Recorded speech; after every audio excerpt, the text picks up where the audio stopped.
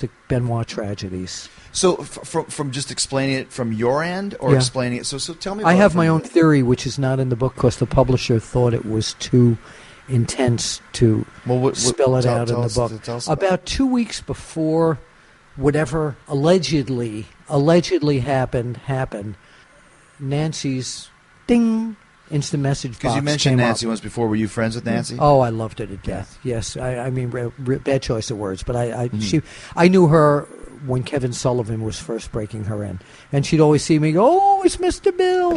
So, so her instant message pops up. Because Nancy had a great personality. She's very funny. She was great. Her instant message pops up, and I said, "It's me, Mr. Bill." I answered first, so it says it's Chris, and Daniel is sitting on my lap. So we talked a little, and they said, "How come you're not working for us in the WWE? Do you want me to talk to somebody?" I said, "I'm good where I am. I'm really fine. I'm very loyal to whoever I work for."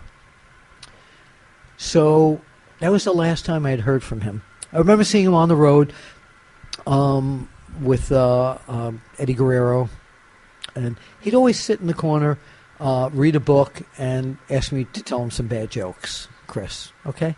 I always liked him. He was just a quiet, nice guy. When I heard what happened, news trucks from Philadelphia came to my house, and people thought that I killed my wife or something. People in my neighborhood don't know what I do. Right. A lot of them don't. So I'm going to tell you what's not in the book, what I think may have happened, and I may be totally wrong, and people are going to go, "This is ridiculous. How could you ever think of this?" I think somehow Chris got in some sort of trouble. I don't know what it was. I don't know what it was after or whatever, but I think something happened. I think when he got home, Nancy and his son were already dead. And I understand that husbands and wives kill each other sometimes. They do.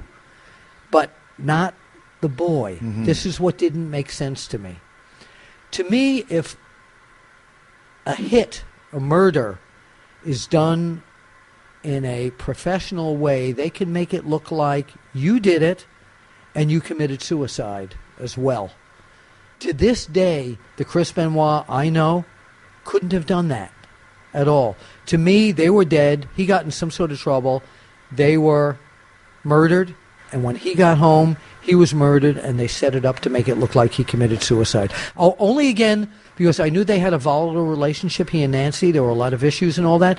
But because of Daniel, the boy, and how enamored he was with Daniel, I still today can't fathom that he could do this. Mm-hmm.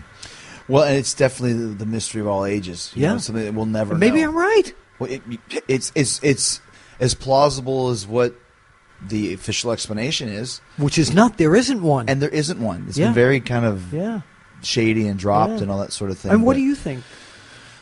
I don't know, man. I mean, it's hard to kind of... I would say, if I'm talking rationally, I would say concussions. I would say the same thing that happened with Junior Seau and all these type of guys where they're having talking with Chris Nowinski about how the brain hardens and gives you dementia and makes you hear voices and I've thought of that drives too. You insane. You know? I've thought of that too, but I just it's Daniel, the son, that makes no sense in this. And nothing makes sense about it. Yeah. You know, so it could be concussions, it could be rage, it could be demonic possession. For all I know, Maybe. There's no real closure on that. You know what I mean? So, like you said, it's one of those things that I don't think we'll ever know.